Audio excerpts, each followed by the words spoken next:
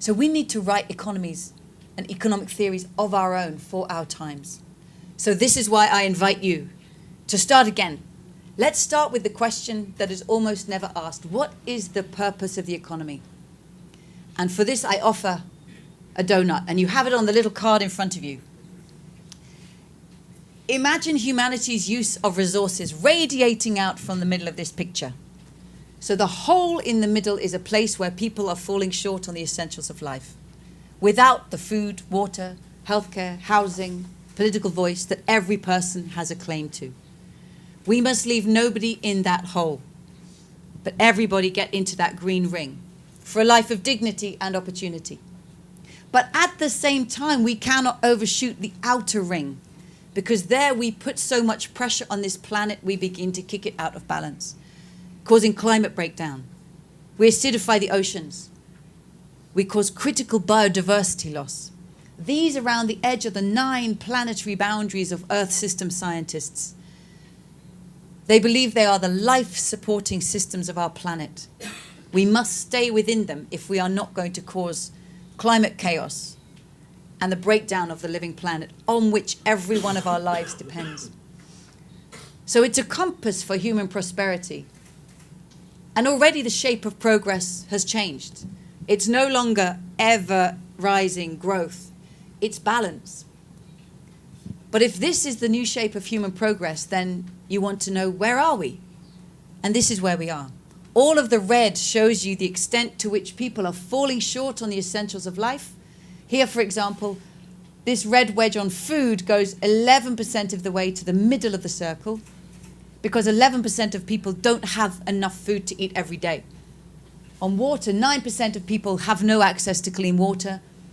33% of people, 1 in 3 on the planet, has no access to what we would call a toilet. On every one of these dimensions, there are people in countries, rich and poor, falling short.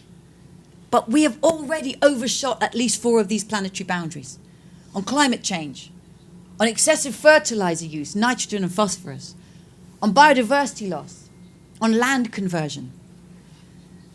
So this is our 21st century self-portrait. Children breathing toxic air, land degradation, water shortages, phosphorus pollution, ocean acidification. And the richest 1% of people own half the world's wealth. The richest 1% with half the world's wealth. We are all developing countries now, which means every country must have humility and ambition for a transformation that none of us yet know how to make. So if we're going to give ourselves even half a chance of doing this, how should we begin economics? To me, it matters so much what is taught to the students of today, the policymakers, the business leaders, the community leaders of tomorrow. What ideas are being put in their heads? Economics should never just now start with supply and demand. If you want your children to be good in this space of we, here's my tip. Don't let them play Monopoly. Because Monopoly teaches you to win by hoarding property and extracting rent until you're the only player left in the game. That is so 20th century. Instead, play Pandemic. Anybody in this room ever played Pandemic? Mm-hmm. Yes. Okay, we've got some Pandemic in the room. It's a cooperative game. You play as a team, and you win by collaborating with all to rid the world of disease, so that everybody's left in the game. Economics is only enriched and improved when a more diverse group of people bring their minds to it, which we have to place hope in, because none of us can see everything. We depend on the diversity of our perspectives to see the whole.